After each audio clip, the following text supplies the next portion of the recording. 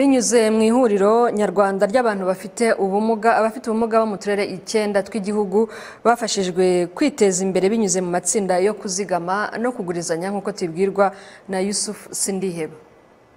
Bamwe mu bafite ubumuga butandukanye hirya no hino mu gihugu bavuga ko binyuze mu ihuriro nyarwanda ry'abantu bafite ubumuga bafashijwe kwihuriza hamwe mu matsinda bafasha kuzamurana binyuze mu kwizigamira no kugurizanya. Aha barasobanura uko babikora.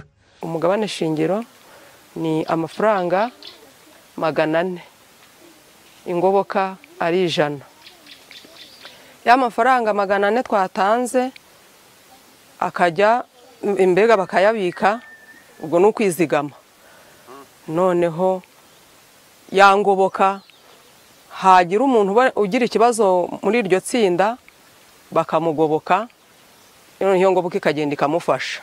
Amatsinda rero twaje kuyakangurirwa n'umushinga wa Nidoro, batubwira ibyiza byayo tuza kuyakora, turayagana, tukajya twizigama, tukagurizanya, izanguzanyo baguhaye bikaduhesha ubushobozi bwo kubona bimwe mu byo tugenda dukenera umunsi ku wundi.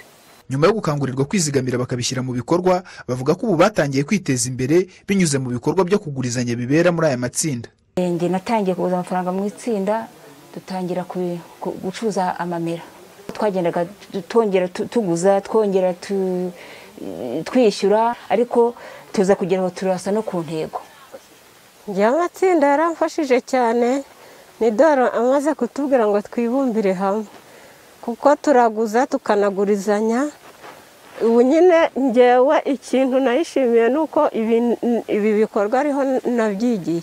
Emile Vuningabo, umuhuzabikorwa wa gahunda yo kuzamura imibereho myiza y'abantu bafite ubumuga muri Nidoro, arasobanura umusaruro wabonetse binyuze mu kwizigamira ku bafite ubumuga. Ariko duciye mu matsinda kuzigama no kugurizanya, aho tumaze gukora amatsinda ajya ku 800, aho abantu bafite ubumuga bagera ku 48. Aho rero babashije guhura, aho bahora buri cyumweru bakazigama, aho babashije kuzigama amafaranga ajya kuri 580 arengaho.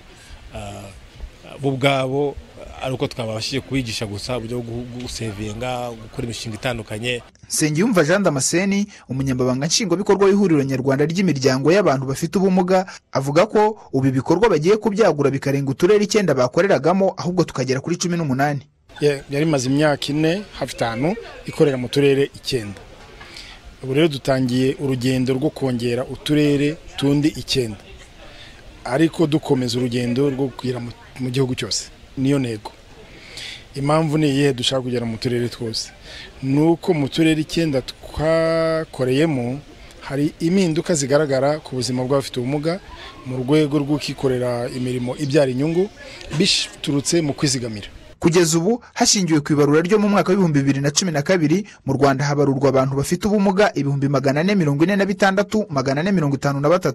Mu bantu bafite ubumuga bagera ku 48,000 bahuriye mu matsinda 1,800 Nidoro yafashije, harimo abasabirizaga ku muhanda, ariko ubu binyuze mu matsinda yo kuzigama no kugurizanya umuhanda bawuvuyeho ndetse imibereho yabo yarahindutse.